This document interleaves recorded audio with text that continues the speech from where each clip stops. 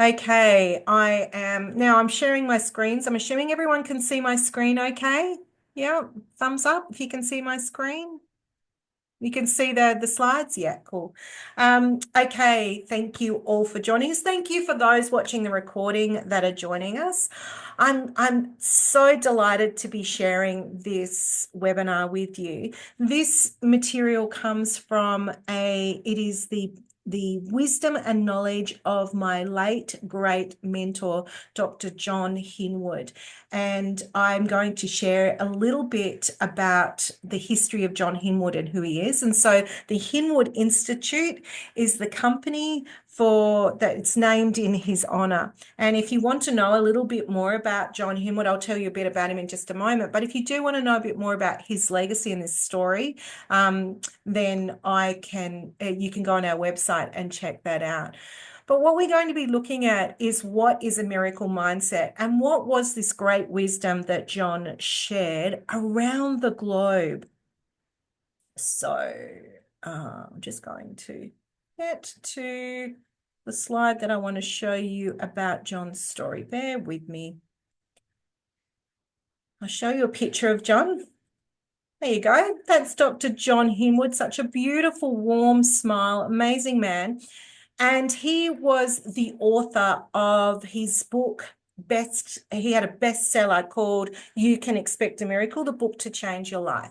And at the end of this webinar, I'll be giving you, this masterclass in miracles, I will be giving you a link where you can access a free copy of that.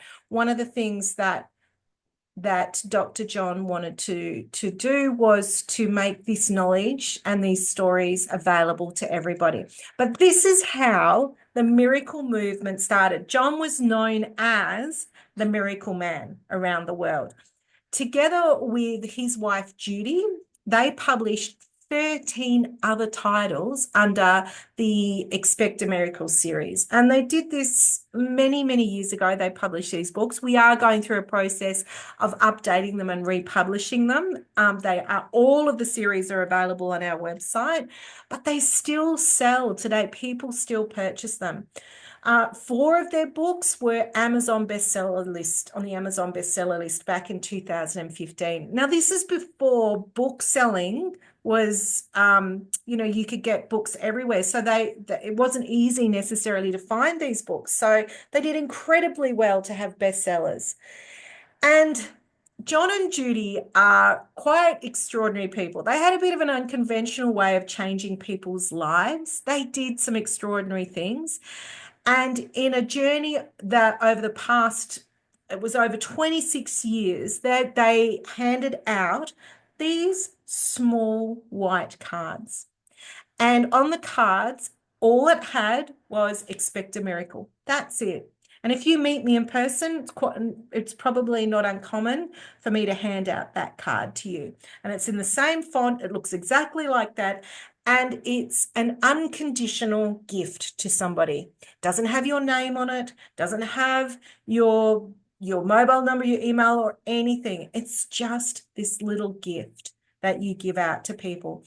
I remember I'll never forget the day I first met John, and I could see he'd just spoken at a networking event. He was an incredible speaker, and it was, wow, this man is amazing. And then I saw him handing out these little cards, and he didn't give one to me. I wasn't in his circle. And I was thinking, oh, I wanted one of those cards. I really wanted one. I mean, it's not like it's a huge thing, but it's such a beautiful, beautiful gift because it changes people's mindset in an instant. And he estimated in his lifetime that he handed out over 100,000 cards to people all over the world over the course of about 26 years. And through this small act of giving, he prompted people to think about the miracles that were possible in their own lives, the small, seemingly insignificant events and moments in people's lives that opened up doors to create a sense of wonderment, of opportunity and joy in their lives. So this is such a beautiful, and this is all his content that I'm showing you today. We've obviously branded it a little bit more for the Hinwood Institute, but majority of this content is John's. It's John's stories. It's things that he's sharing.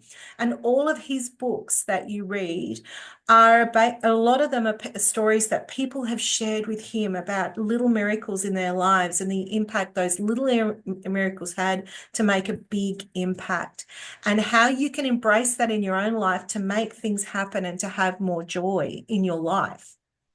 So it's a really powerful gift. And so, what is a miracle? Too often people think that a miracle is a divine intervention. And I'm not saying that it's not, but it doesn't need to be huge. And this is something that John said, that John taught, is that a miracle is a wonder or a marvel that is big or small. And it's really important that you recognize it's not just the big miracles. We overlook the little miracles. And that was such a big message from John that I gained from him. Such beautiful wisdom. He said that once you start to acknowledge the small miracles, you open up the pathway for more. So miracles don't have to be massive. And what I want to share with you is all these different stories and examples so that you can see how you can create, or you can be your own miracle magnet, and sharing obviously some of John's tips. So here's the first one that John had, is miracles don't necessarily come with a clap of thunder or a flash of night lightning. And sometimes they come on tippy toes. Sometimes you don't even realize at the time that they were a miracle. So for me, my one that I always like to acknowledge and recognize is when I get a car spot when I'm running late for something or a meeting, and one suddenly appears, right? And I always just go, thanks, John, there's my little miracle. Oh, thank goodness for that. And just celebrating those things and those joys in your day can really shift your mood and attitude, rather than just rushing into that car spot, rushing into your meeting, just taking a little small breath, a small moment to go, there's a miracle. There's a little miracle for my day. So being able to see those tippy toe ones is really important. We've got to acknowledge them so that we open ourselves to more. Now, this is a quote that John used to love sharing with people. This is a great lesson, and this is your first opportunity to also recognize how you bring miracles into your day. So we all know this saying, right? A job worth doing is worth doing. And you go, what? No, that's not right. That's not correct. However, what I will say to you, there is reason behind this madness. John saw in his practice, he and Judy became later in life were one of the early people to bring chiropractic to Australia. In fact, if you speak to any chiropractor in Australia and you mention Dr. John Hinwood, they'll know him because his teachings are still delivered and applied in the education of chiropractic in Australia. They were founders, they were, what do you call it, like pioneers in that field. But this is the thing, what they saw is in their work, both in holistic health and also in their coaching, was that people would get bogged down with this message that was drummed into us as kids. And every culture, can I tell you, says this, not just Western culture, but I've seen this in Chinese culture and other Asian cultures as well. This philosophy that if you're going to do something, make sure you do a good job of it. So what happens, what ends up happening to us as adults is that we go, oh, unless it's going to be good, there's no point in me doing it. Unless it's going to be amazing, there's no point in me doing it. But there is great value in not doing something great and learning from it. And it was actually Dr. John Thee that said that, but Dr. John Hinwood used to love quoting this, and he'd actually prescribe it to his coaching clients, going, this is the mantra that you are going to practice, that you're going to get good at. What are the valuable lessons that you gain in making a mistake, in doing something wrong, in falling on your backside. And you think about it. If you've ever learnt to roller skate, ride a horse, ride a bike, you didn't get on the first time and were amazing. And if we followed that traditional philosophy, if a job worth doing is worth doing well, then we'd never roller skate, right? Well, I'm not amazing, so no point me doing it. I can't do it well, so no point me doing it. So we've got to do some things lousy and see where the gift is in that. And it is through those learning experiences that we have success. Now, I'm trying to think of his name. There is my brain is just gone blank, but there is a famous scientist who did an incredible, made it the most amazing mistake that changed the health industry for the entire world, particularly during World War II. Does anyone know who I'm talking about? Great discovery that only occurred because of a mistake. Does anyone, you can type in the chat or you can open up the mic. Does anyone know who I'm talking about?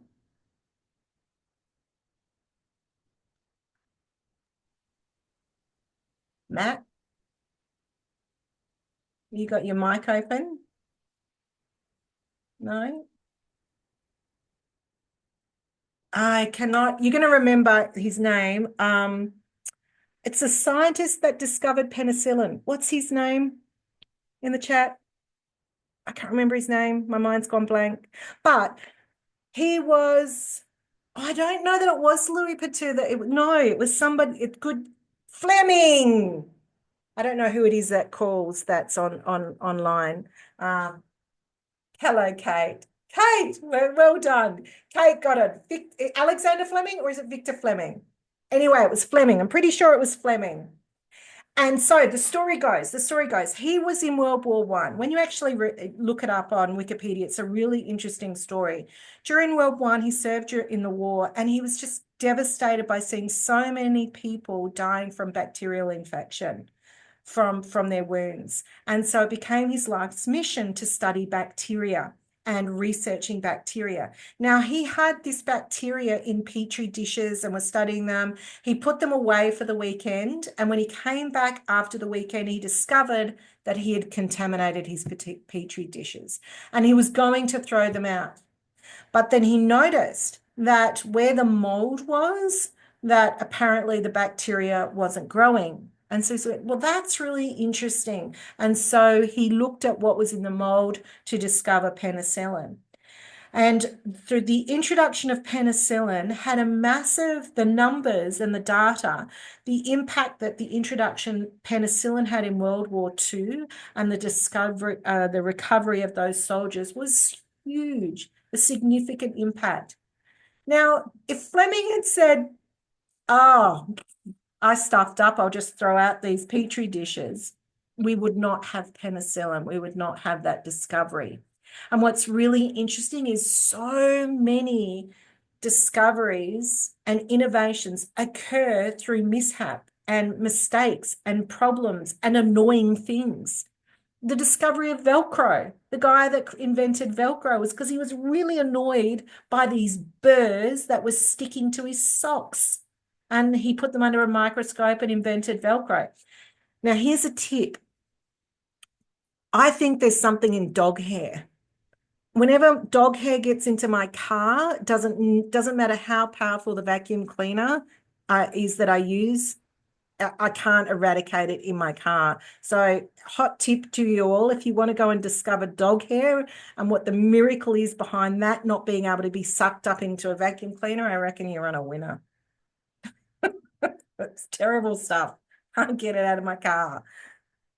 All right, here's the formula that John talks about in terms of building upon that capacity to create a miracle mindset. So there's a whole flow to this, okay? So we're wanting to set goals, take any action steps, learn through those experiences, celebrate the wins and the miracles and the lessons, and have gratitude for that and be thankful. Now, there's a great video, TED Talk that you can watch. Here's a bit of homework for you all. It's by Sean Anker, and it's called The Happiness Advantage. And he talks about the science in that TED Talk about changing the way that we think about our environment and our circumstances can improve our productivity and success in a professional world. I mean, he talked about doctors being more accurate in their diagnoses. He talked about people obviously increasing sales and things like that. But here's the interesting thing. A daily practice of gratitude. So acknowledging those little miracles in your day, for example, a daily practice of gratitude can reduce your cortisol levels, that stress hormone, by 27%. That's huge. Like, having a practice of gratitude can actually reduce your stress and improve your productivity and generate innovation. So while it seems insignificant and small, it does have long-term impact.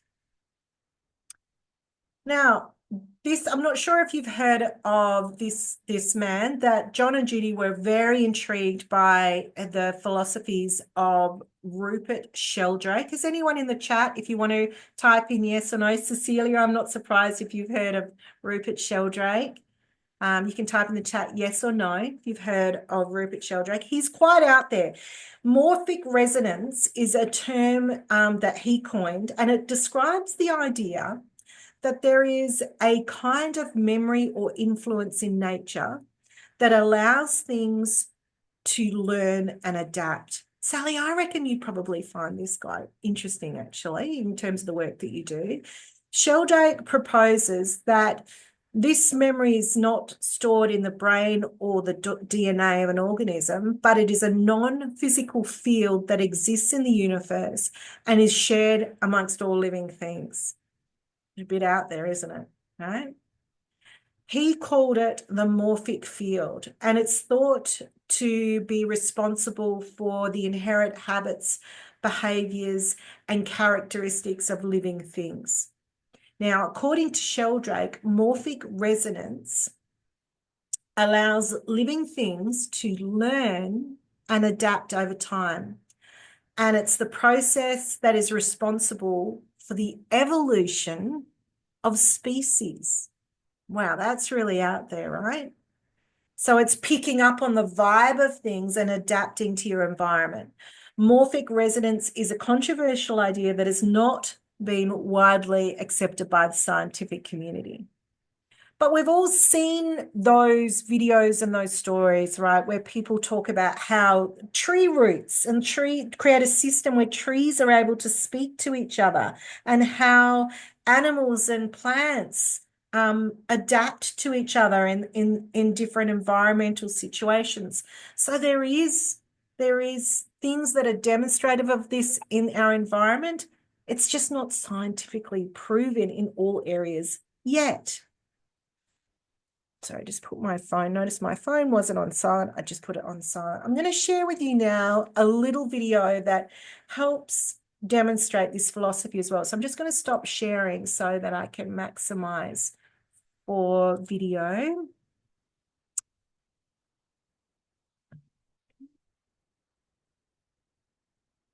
If for any reason you can't see it or hear it, you just let me know.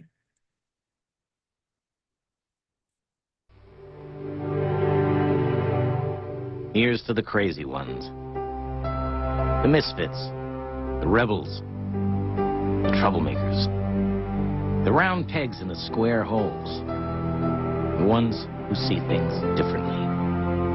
They're not fond of rules, and they have no respect for the status quo. You can quote them, disagree with them, glorify or vilify them, but the only thing you can't do is ignore them. Because they change things. They push the human race forward. And while some may see them as the crazy ones, we see genius. Because the people who are crazy enough to think they can change the world are the ones who do.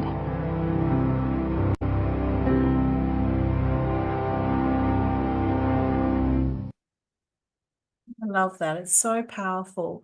It just reminds us that there's people that achieved great things because they thought differently. Yes, Sally, it's beautiful, isn't it? And even Dr. John and Judy Hinwood, when, like I said to you, they brought chiropractic to Australia and back in the, I think it was late 70s, early 80s, chiropractic, which is really common now, was considered to be really out there, to be really, really alternative, to be a bit weird. Now it's so conventional that we see it all the time and people use it all the time. But for John and Judy, it was thinking differently. And I'm going to give you more examples of that and seeing the world a little bit differently.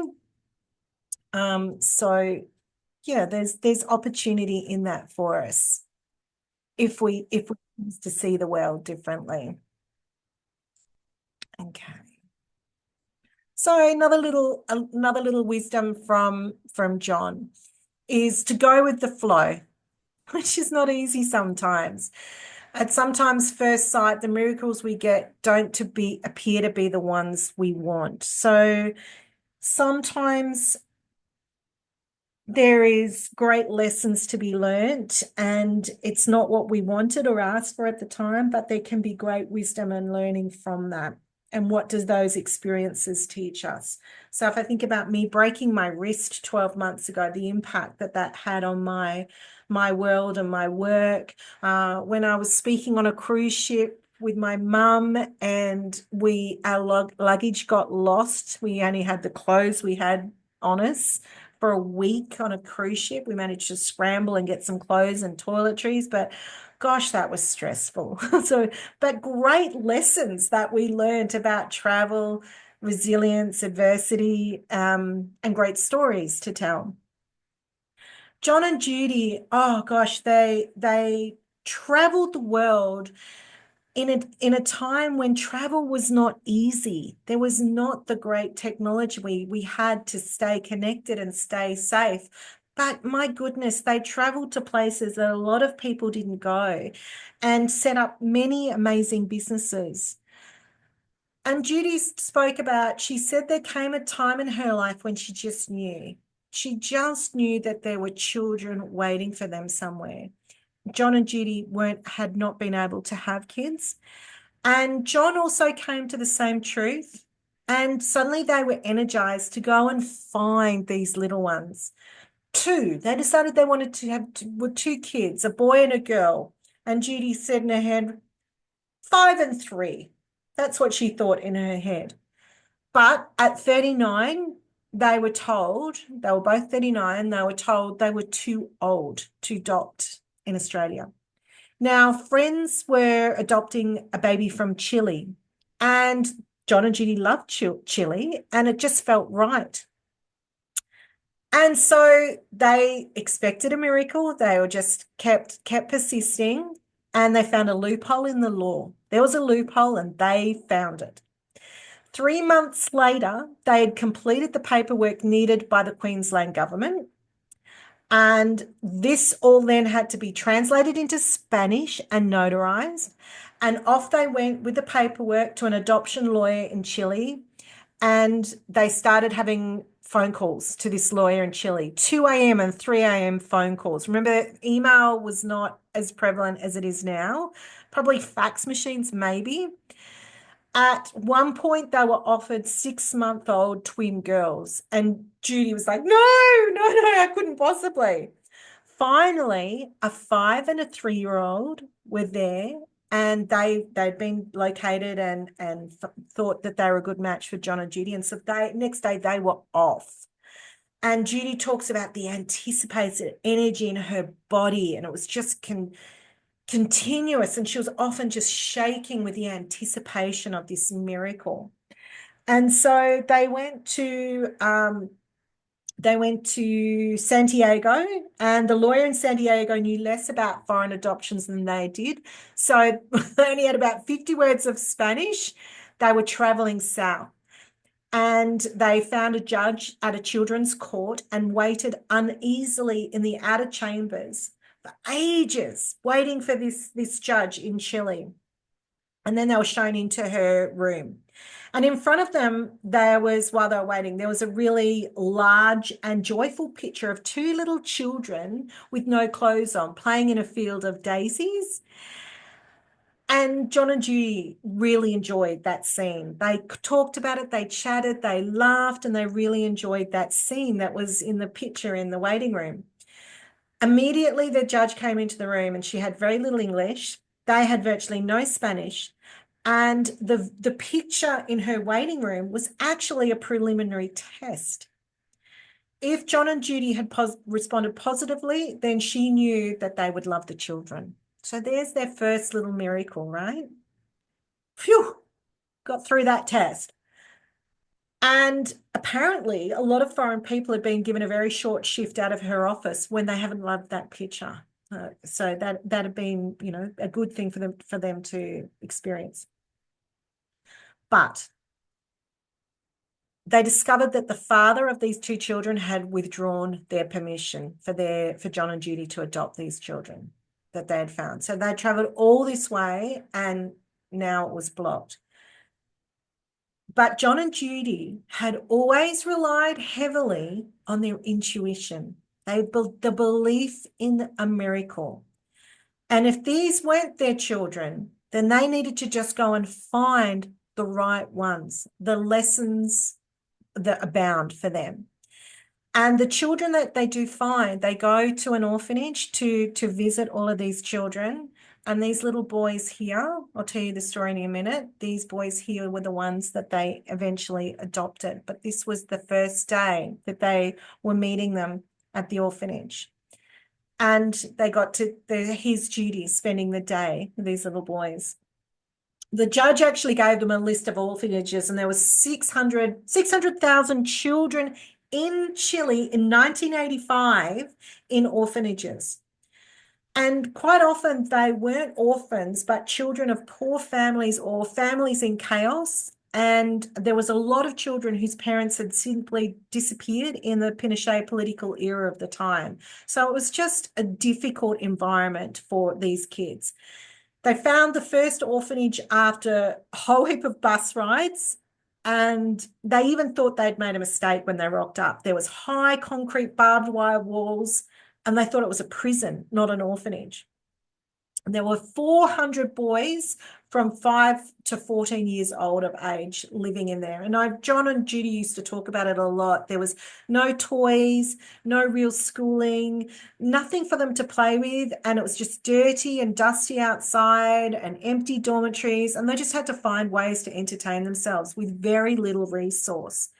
A few of the older boys had some marbles, but they probably stole them from the vulnerable little boys. And so these boys, his Judy, they had very little English.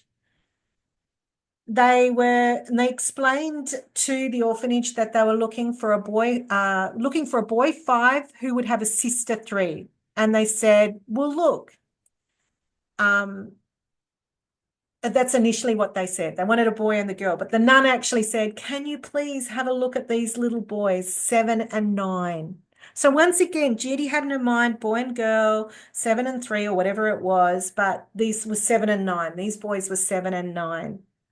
And Judy said, no, please don't do this to me. It's hard enough as it is to see all these children and then have to say no. It's just heartbreaking. How would they feel if they didn't understood? And the nun said, please, please, these boys are darlings. They're sweet, they're good, they're country boys. And they've only been here for 4 months and they're not hardened like the other children. Just a brief visit, please. And so Judy and John relinquished, and they sat with the boys. And they said 2 little sweet faces peeped around the door and were ushered to us.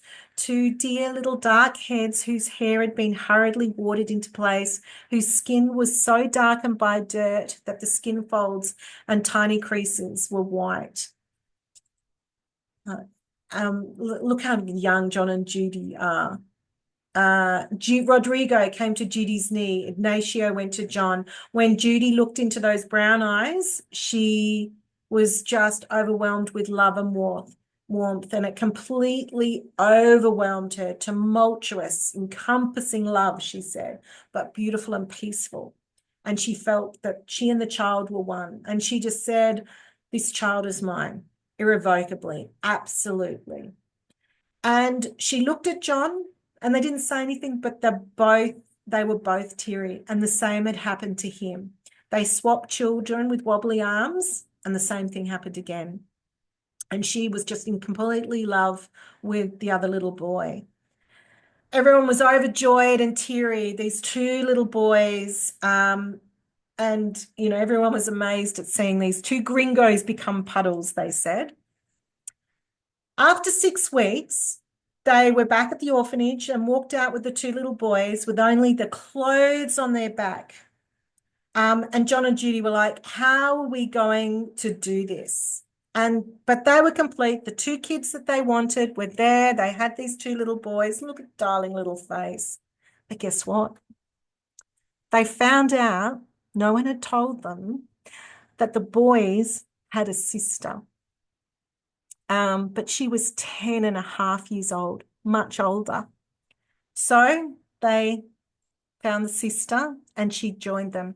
And she is there. And her name's Chevalier. And it was not easy. It was not easy for John and Judy, because not only did they have no English, they only had about 25 to 30 words of Spanish. So they had limited language because they'd been so neglected in their family. They hadn't been able to learn any language. So it was a hard road for John and Judy, but they were always had the conviction to trust in the miracles. Just trust. That constantly it was this process of trust. And now the three of them, there they are, all as adults, thriving, settled adults that live in Brisbane and have successful careers. These kids are probably a lot older now. So it's such a beautiful story, given that just these constant miracles along the way, that John and Judy just had to keep trusting, trust. And they got the roadblocks and could have easily given up quite a few times. They didn't want two boys. They wanted a boy and girl. They wanted them younger, but they just knew that this was the right thing if they just trust. So sometimes we can be drowning in information and not have the wisdom that we need. And sometimes it's tapping into what aligns with us. What's at the purpose of who we are and what's more important to us. Sometimes doing the same thing over and over, you've heard that saying, and expecting different results, is not listening to the signs. We're being sent signs and signals and messages, but we're not learning. And I'm a great believer of there's a great message and learning in this. What can this situation teach us? Sometimes we get, I know I can say Kate and calls, or for some of you that work in government, we get so caught up with the rules and the systems and the laws and forgetting the person behind the system that we're trying to help sometimes. And sometimes we've got to be the miracle for someone else in this difficult situation. Like John and Judy, if they'd listened to the Queensland government, they would never have adopted children, if they'd listened to that system that they were bound by. So I've got another little video for you. Some of you may be familiar with this character. Just to demonstrate, John used to love this one, to demonstrate what I'm talking about right now in terms of how we can get bogged down without seeing the person in front of us. It's just so terrible, isn't it? But funny, terrible, but funny. But it does demonstrate what John was talking about in terms of there are people, we can be the miracle in people's day, creating extraordinary things or bending rules or making things happen to make an impact in their lives. And John used to say that the meaning of life can be to serve others. We can do small things that can mean big things to other people. It can just be a daily, everyday thing for us, but absolutely huge and significant for them. I think sometimes people are yearning to have an experience greater than the one that they're experiencing. And this person here is probably having a pretty bad day, right? How grateful they are to that person who does that every day. It's quite normal for them in the work that they do to be rescuing somebody. The surf lifesavers, for example, these are the things that can really make a huge impact on people's day. I'm going to share another John story with you. He said, "You may be the source of many miracles for many people. The miracle of love, the magic bullet of healing. It can be the little things that make a big difference." So his story is when he and Judy, on one of their many travels, they were at JFK Airport in the middle of the night. They were really tired, and John was handing out his miracle cards as usual. It was midnight, and they were really, really hungry. Now, in the airport, they found a Mexican restaurant. Judy went and found a table while John lined up to order the food. And the man serving John looked really tired. Who knows how long he'd been working? And John handed him an Expect a Miracle card. Just that little card. His face lit up with joy. He started calling out to the woman in the back, "Maria, Maria, look what I've got. Come and see." John used to love doing theatrics, retelling his stories. And he gave Maria a card too. And John was like, "Oh, you want one? Yeah, you have one." And she was excited and thankful too. And hearing all the commotion, a third person came out, and the card just lifted a dreary shift for them, the mundane of everyday life. Now, there was a man that was standing behind John in line, and he was really impressed by the cards, the impact that these cards had made. And he said, "Excuse me, can I have a card too?" Probably like me that first time I met John. And John was like, "Yeah, sure," delighted to share.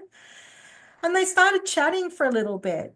And then he said to John, "Have you got anyone to sit with?" And John said, "Well, I do. I've got my wife here, but would you like to join us? Would you like to join me and my wife, Judy?" Now, sometime later, after that, and they obviously exchanged details and having a chat, etc. Sometime later, John received an email after their travels. And this man was an executive coach. He'd been traveling at that time interstate to deliver the final stages of a program to a large car company. And he had lost hope in his life after his wife had left him. And he didn't feel he had any hope of starting a new life with a new partner this late in life, or that his life had any meaning or purpose. Now, he wanted to honor the working commitment for this interstate client, but on his return home, he would be committing suicide. He had put everything in place for his return home. The car in the garage was already set up and ready to go for him on his return. But he met John on his return flight. And he was emailing John to let him know that the card had given him hope. He realized that he was actually entitled to another miracle in his life. And if he expected it, one might just come to him. So just that tiny little card and that chance meeting, that chance moment, that small moment of joy that John shared actually saved a man's life. That's what I mean when those small things can have such a big impact. So we mustn't dismiss these small things. So sometimes we need to just find time to sit and put your brain into freewheeling mode and just let it run free. Busy brains sometimes miss miracles. So we need that mindfulness time to just stop and reflect. And it can simply be, "Oh, smell that coffee. Oh, that smells so lovely. That warm sun, the sun's out today." In Alice Springs, I'll be going, "Oh, the sun's not up yet and the flies aren't out." Yeah, what a miracle. We've got a bit of a plague of them at the moment. All right, I've got another little video for you. This is the Teddy Stoddard Tory, read by Dr. Wayne Dwyer. Do people know who Dr. Wayne Dwyer is? Have you heard of Dr. Wayne Dwyer? Cecilia would know. Dr. Wayne Dwyer was another person who was incredibly famous and powerful for helping people to make significant change in their lives simply by changing their mindset. An extraordinary man. And he is reading this story to, I think it's in church, I'm not sure. Sorry, I have to stop and start my sharing so that I like to be able to see you all when I'm sharing my slides, but when I'm sharing videos, I can't see you all. So that's why I do this. So. What I'd like to do, I'd like to share a little story here with you. It's a very tender story. It was sent to me by someone who sends me beautiful things in the mail. And I call it the Teddy story. And I'd like to read this to you, if I can do it without tearing up. And this story illustrates this as well as anything I've ever seen. There's a story many years ago of an elementary school teacher. Her name was Mrs. Thompson. As she stood in front of her 5th grade class on the very first day of school, she told the children a lie.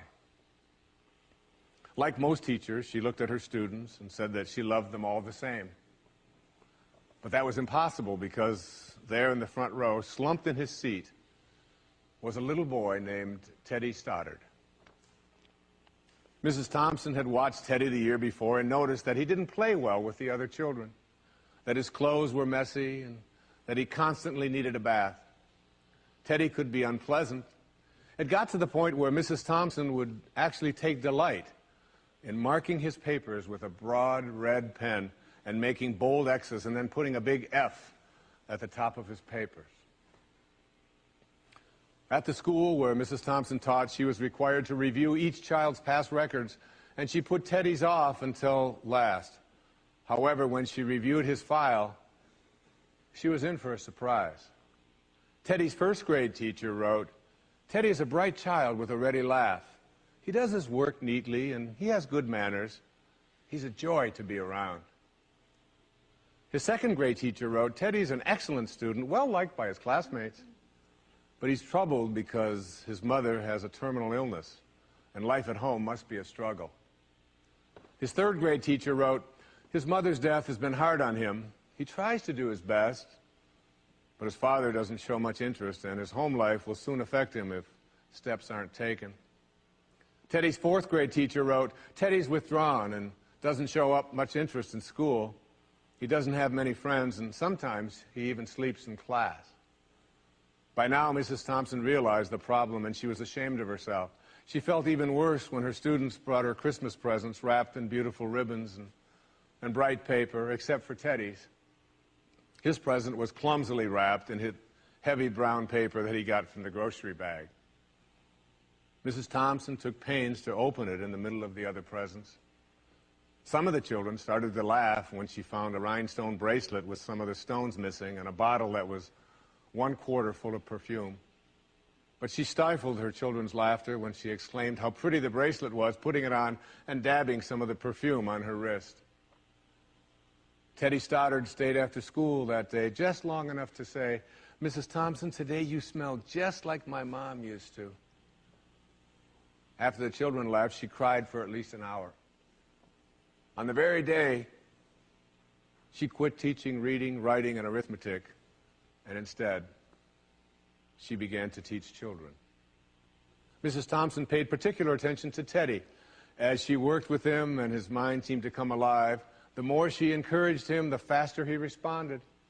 By the end of the year, Teddy had become one of the smartest children in the class, and despite her lie, became one of her teacher's pets. A year later, she found a note under the door from Teddy telling her that she was still the best teacher he ever had in his whole life. 6 years went by before she got another note from Teddy. He then wrote that he had finished high school 3rd in his class, and she was still the best teacher he ever had in his whole life. 4 years after that, she got another letter saying that while things had been tough at times, he stayed in school and stuck with it and would soon graduate from college with the highest of honors. He assured Mrs. Thompson that she was still the very best and favorite teacher he ever had in his whole life. Then 4 more years passed, and yet another letter came. This time he explained that after he got his bachelor's degree, he decided to go a little further. The letter explained that She was still the best and favorite teacher he ever had, but now his name was a little longer. The letter was signed Theodore F. Stoddard, M.D. But the story doesn't end there. You see, there was yet another letter that spring. Teddy said he'd met this girl and was going to be married. He explained that his father had died a couple of years ago, and he was wondering if Mrs. Thompson might agree to sit in the place at the wedding that was usually reserved for the mother of the groom. Of course, Mrs. Thompson did, and guess what? She wore that bracelet, the one with the several rhinestones missing. And she made sure she was wearing the perfume that Teddy remembered his mother wearing on their last Christmas together. They hugged each other, and Dr. Stoddard whispered in Mrs. Thompson's ear, "Thank you so much for making me feel important and showing me that I could make a difference." Mrs. Thompson came with tears in her eyes and whispered back, "Teddy, you have it all wrong. You were the one who taught me that I could make a difference. I didn't know how to teach until I met you." Isn't that a beautiful story? Yeah.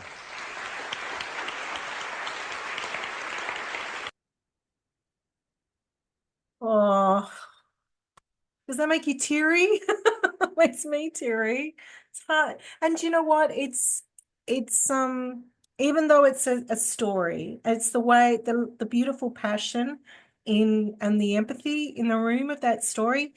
It's actually I don't want to rain on your parade, I guess. The story was actually, let me tell you the details of the story. It is fictional, but it is based on the real experiences. Teddy was many students of a teacher. So she encompassed all of those experiences into one story.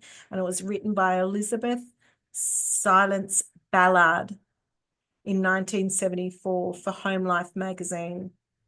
But it became a very significant story for teachers to understand the impact that they have on the lives of the students. And I'm sure you can probably all relate to that story, because I bet in watching that you're thinking, maybe just stop for a moment and reflect on those people that have made an impact on your life. It was a word that somebody said that made you see the world differently. It was somebody who said, go and do that thing. It was somebody that said, I care about you, or you've got this, or you can do it. They believed in you in a moment, and you felt that you had the courage to embrace something that you otherwise wouldn't do. So maybe just take a moment to reflect on who that is for you, but also recognize that you are that for others. You can be that so simply for other people as well. And to not rush past in a busy day, not take stock of the people around you and the impact that you can have in their day. Okay. So when you are open to receiving miracles, it's astounding how they find a way to you to become a miracle magnet. It's just about being more aware of them and observing them in your environment. I'm going to share with you another story that John was so good at telling the story, and it's an amazing one in terms of hope, how important hope is in that experience of mindset. Robert Desnos was a poet. I suspect this is Robert Desnos, and I also have a funny feeling he may have also been gay. I'm not sure, so don't quote me on that. And you can actually look up this story on Wikipedia about Robert Desnos. Desnos is spelled Desnos if you want to hear this story more. But this is the story of how Robert was one of many people that was taken to Auschwitz. Auschwitz was one of those many places that John visited and was impacted by the stories that came out of there. And Robert Desnos was, here he is here in this photo. He was a strong man when he first went to the prison, like many prisoners. He was one of those strong men that were engaged on the road gangs, and eventually they became frailer and weaker. And the SS guards were ordered to round up these men each day and take them out on the road to do the work. And they were basically a commodity. Once they were no longer strong enough to be able to do the work on the roads, they'd just dispose of them. Like some broken down piece of equipment, they would take them to the chambers. On this particular day, these men knew that something was different. They knew they were tired, they were weak, their usefulness had passed, and the trucks were parked in a different way. They were going to be going in a different direction at the end of the day. The men were probably at this stage looking a little like this. And Robert Desnos was the first one to jump on the carriage. And he screamed out to all these men. He said to them, "In my life before the concentration camp, I was a fortune teller. Come to me and I will tell you your destiny. I will read your fortune. Give me your hand and I will read you your destiny." Now, most of these men didn't know what was going to happen to them, but they had a strong inkling, right? They thought their life was going to end at the end of the day. So they wanted to know what their destiny was. And he read their hands. He said to one man, "You, my friend, when we get liberated, you are going to be a banker and take this world, the new world to new wealth. And you, my friend, you are going to be a lawyer. You are going to defend us and make sure that things are turned right again. And you're going to be, another hand, you're going to be a teacher and teach the world of what we experience so these people are not forgotten." And they were just clamoring to him, "Read my fortune, read my fortune, read my fortune." Now, and there was chaos in this truck. And apparently the SS guards, who were very young, were a bit overwhelmed, and they didn't want to get in trouble taking fit and healthy men to the chambers when they still had a bit of energy in them. They weren't ready to be disposed of. So they decided to not take the men to the gas chambers out of fear and reprimand. The guards decided to take them back to the concentration camp because obviously there's still a lot of energy left in them. 2 days later, the camp was liberated. And the story goes that a lot of those men whose fortune was told actually fulfilled on that legacy. They fulfilled on that promise. It was so entrenched in their hope and their belief that they fulfilled on that conviction. So the miracle in that story was about creating hope and, again, saving people's lives, by changing the way that they were experiencing the world around them. Robert Desnos, unfortunately, died not long after he was from typhoid, I think it was, after he was released from the prison. But he had a huge impact on all the lives of these men. They were ready to take in whatever they could within their belief system, not to die.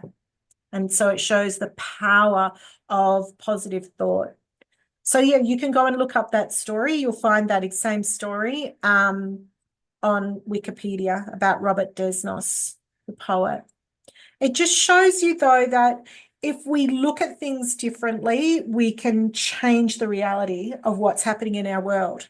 So this is a really interesting one from a science point of view. They have to cope with disorientation, right? They have to wear special glasses that makes the world seem completely upside down. To get used to that environment. And after about 26 days, they get used to upside down vision as if it was normal. So we learn to accommodate things, and we can acquire new ways of looking at things or seeing things from a different perspective, or see things not as they are. Can we see things in a different way by shifting our perspective? Can we see the miracle? Can we see the opportunity? So you have the capacity to make small changes. Right, another little video for you. Okay.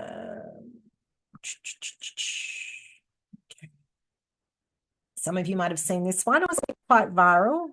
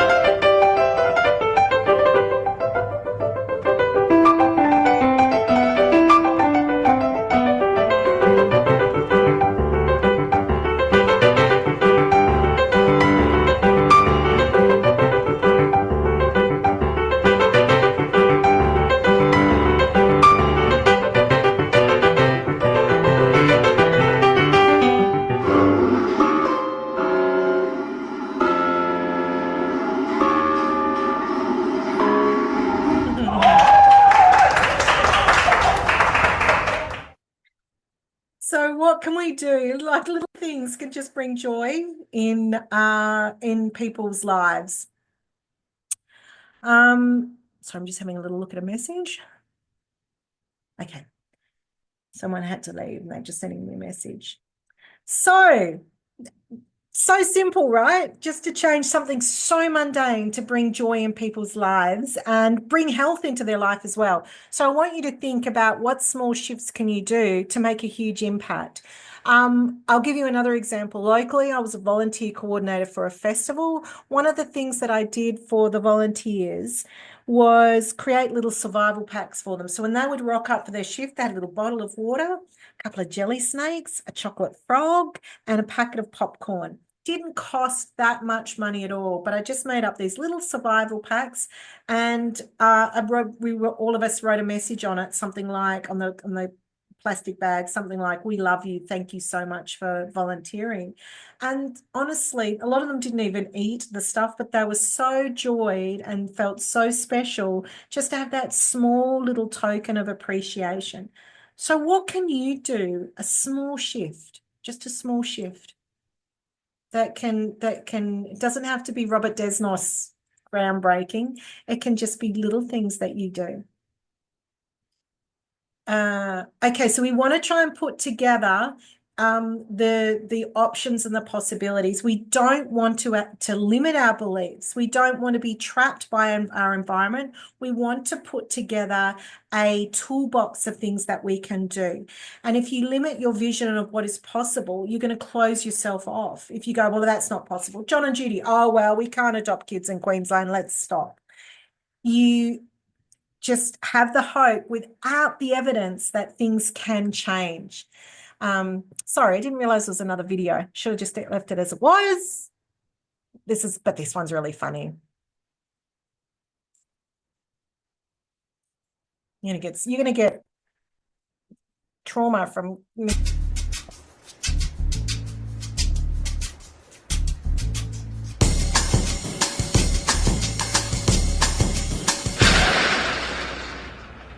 Whoa, that's not good. Oh, I don't need this. I'm already late. Somebody will come. Anybody out there? Do you have a phone? No. Sorry. Somebody! Hello? There are two people stuck on an escalator and we need help. Now, would somebody please do something?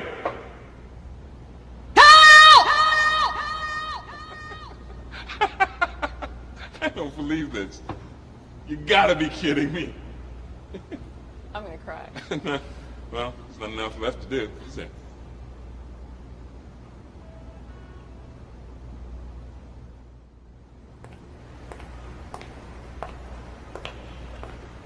Hello?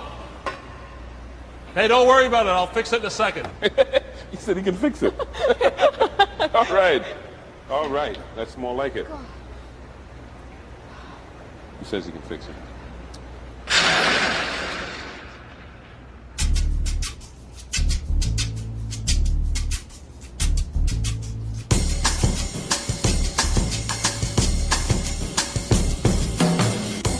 Life is good when I see the sunlight in the morning.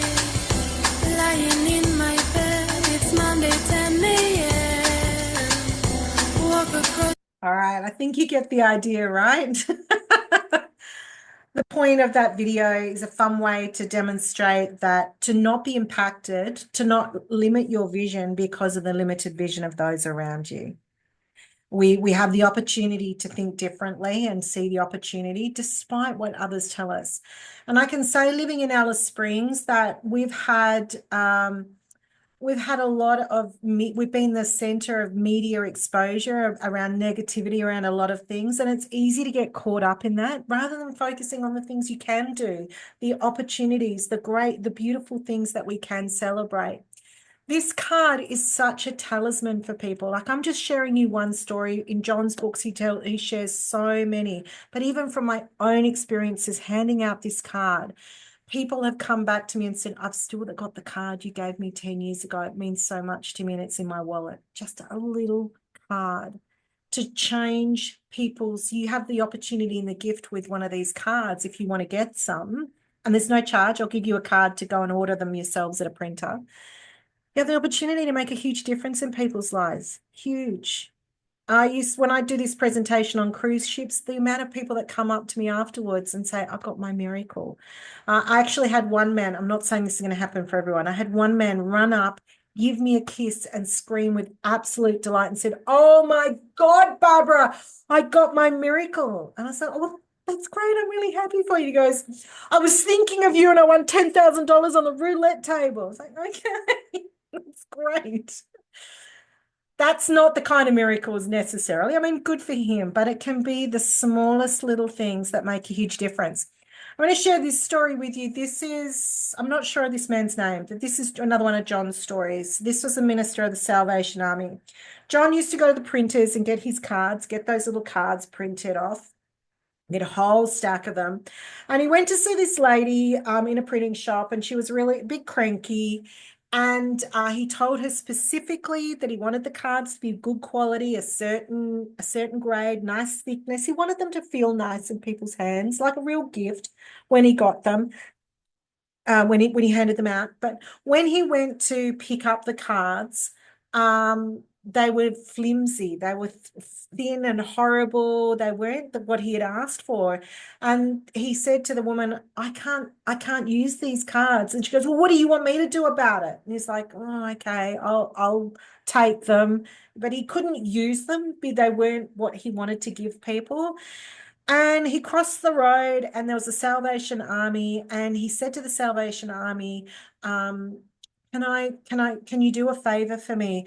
I've got these cards. I can't use them, but would you be able to just maybe pop one in a purse that somebody buys from the op shop, or in a piece of furniture, or stick it in a pocket of a suit that sells in the op shop? And the Salvation Army op shop said, sure, I guess we can do that for you, no problem. He said, I can't do anything with these. These are my donation. If you can use them, please use them like this.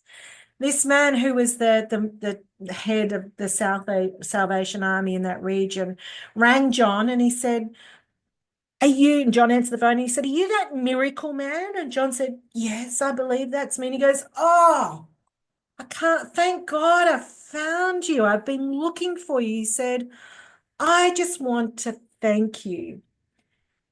All those little cards that went out to people who were at a difficult point in their life. They were coming back into the op shop, sharing stories, saying things like, I was about to be evicted, and then the landlord changed their mind. I'd been disconnected from my son, hadn't spoken to him, and out of the blue he rang me after 5 years. I got that job. I was looking for, I've been unemployed for 6 months and finally I got a job. There was all these little stories that people were coming back into the Salvation Army that they attributed to this little card. But it was actually something that they hung on to that just was a daily reminder for them to shift their mindset. So it was that talisman that John was talking about. So we need to look for them. We have to work hard to see them. Like I said, smell of coffee, smile on a child. When you see them, you start to see more of them. So what we want to do is open up those channels and look at things from a different point of view to see that there is beautiful opportunity in it. Changing the language we use around how we speak about things. I often talk in business about above and below the line. So we want to have a positive outlook, be accountable, see the opportunity. What is the learnings? What are the benefits? All right, another little video. I like this one. I'm getting really fast at this now.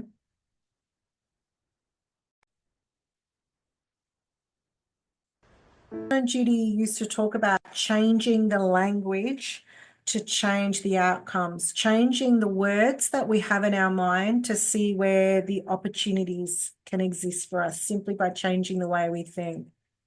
So we're going to start to look now at a little bit more, just in finishing up, is the practicality of how you're going to apply this in your world around you. And these are the key elements that we need to think about. The vision, just don't be limited by, don't be on that escalator and going, oh, well, nothing's moving, so I can't move. Don't be limited by the opinions or the circumstance around you. Have some thinking that's independent of that. Set a vision and then work backwards. It's actually working this way. We want to set the vision, but then working backwards, go, what skills do I need? What do I need to develop? Why do I do this? What is the motivation? What's my purpose in life? Why am I here? And this is work that we do in our coaching programs as well. Is to say, develop statements of purpose, vision, and mission that support you to be motivated to create those opportunities in your environment. Why am I here? Where do I see myself going? And what do I need to do to get there? And pulling in what resources you can and learning along the way to make those things happen. And then you can have some plans in place. This stuff is easy. This stuff is probably the easier stuff. This is the stuff that we have to let go of. And I learned this so much from John and Judy for incredible things to happen, some incredible things, not getting caught up with what are the resources I actually have at the moment. Like, is that even possible? Just putting it out there and it just happens. Now, I say to my clients that you have in your homes a very magic space, this magic space, and trust me, it works. Put on your fridge something that you want to perpetuate in your life. Don't get caught up by the limitations of money and time and all of those things, just something that you want in your life. Put it on your fridge. The fridge is just this magical space because you look at it every day, you start to hardwire your brain, and your brain will then seek out those opportunities and those miracles. It's amazing how it works. Can't tell you how many clients have said, oh my God, Barb, it worked. These little things that they wanted to attract. So it just comes back to this same model again about what is the goal, thinking about some action steps that you can take and celebrating those miracles as occur. Don't get caught up in the speed of things. Stop and take stock and celebrate those small wins. So important for that process. And having that saying, thank you. Oh, thank you. I got that car parked just before that meeting. What I would like for you to do now is just to take a moment, and here's a challenge. I want you to write down, if you've got a pen and paper in front of you, your challenge is to write 20 miracles. They can be big ones if you want, but they can also be, yesterday I found the remote to the garage that I thought I'd lost. I found $20 under the car seat when I was cleaning it. I'm going to give you a couple of minutes to write down 20 miracles.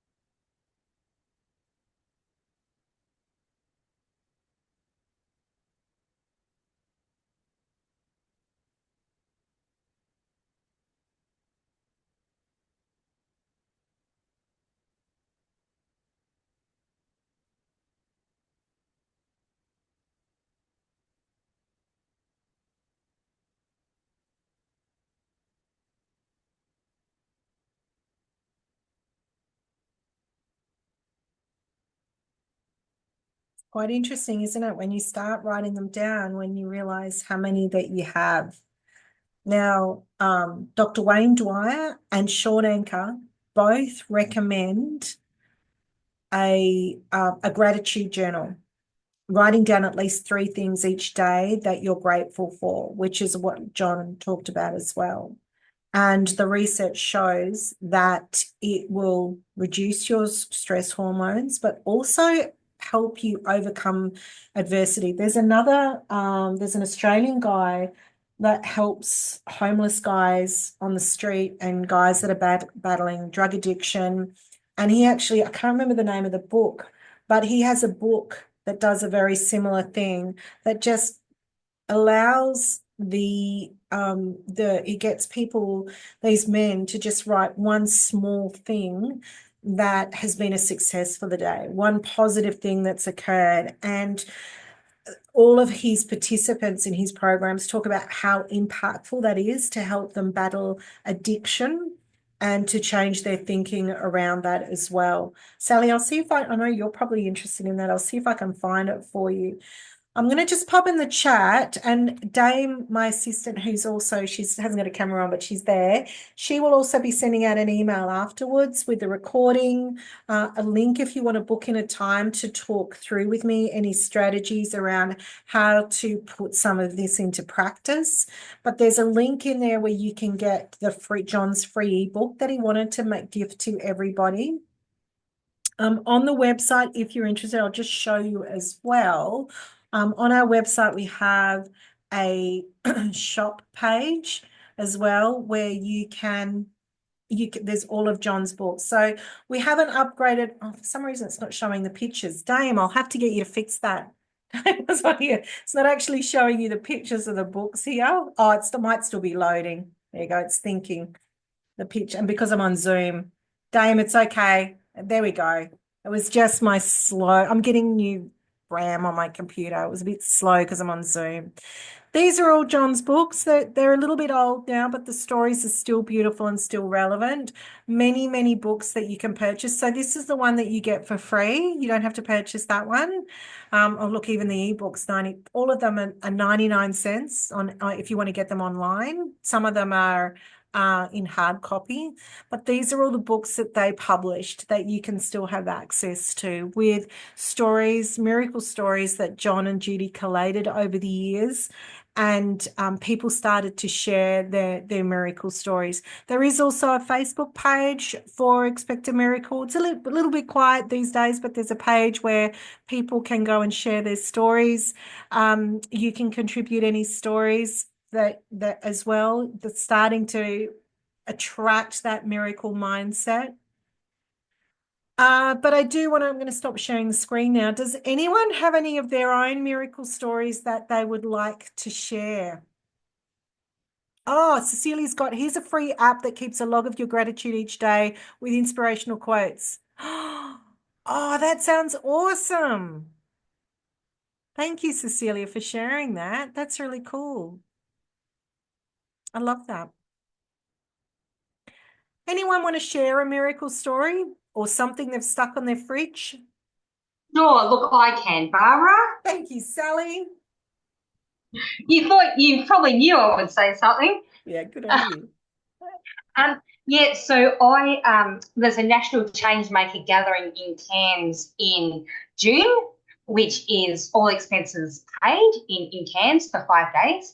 So I put that on my fridge and looked at it every day, and I also wrote it down pretty much every day as well. That's what I wanted to do. And I just found out last week I'm one of 40 people across Australia to be selected. So it's a fairly big miracle, and yeah, very exciting. Wow, that's awesome. Magic fridge space. See? Yeah.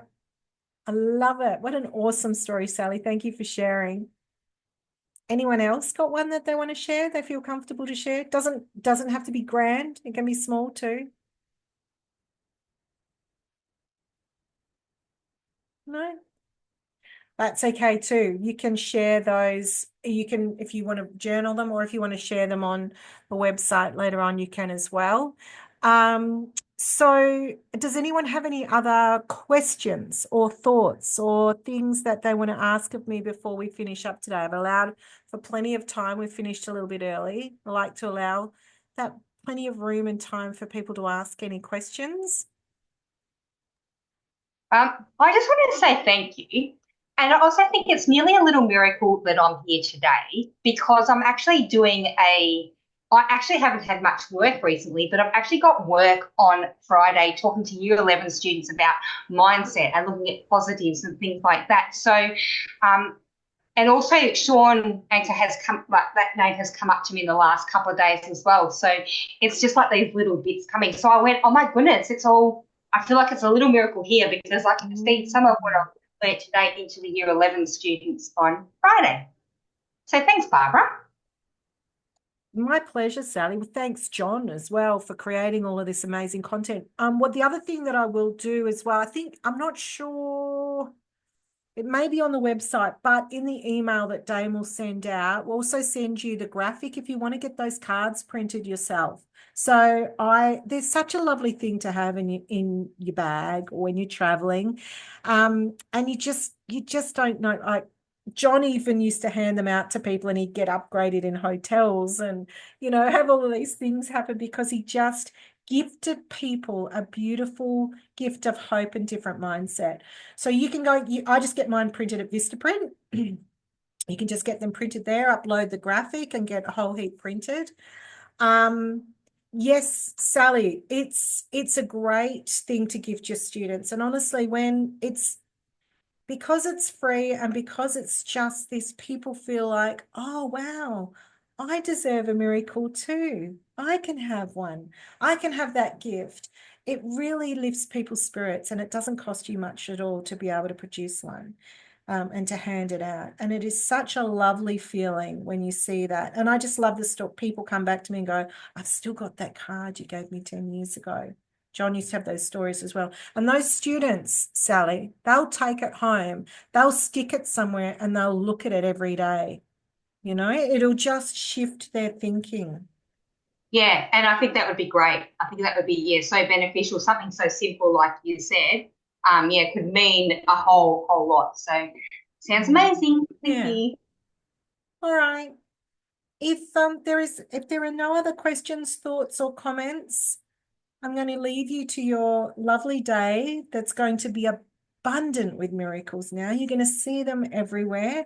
And please share your stories with me. Keep sharing your stories. John would be delighted. And I look forward to hearing them later on. Thanks, Cecilia. Thank you, Sally. See you all later. Bye.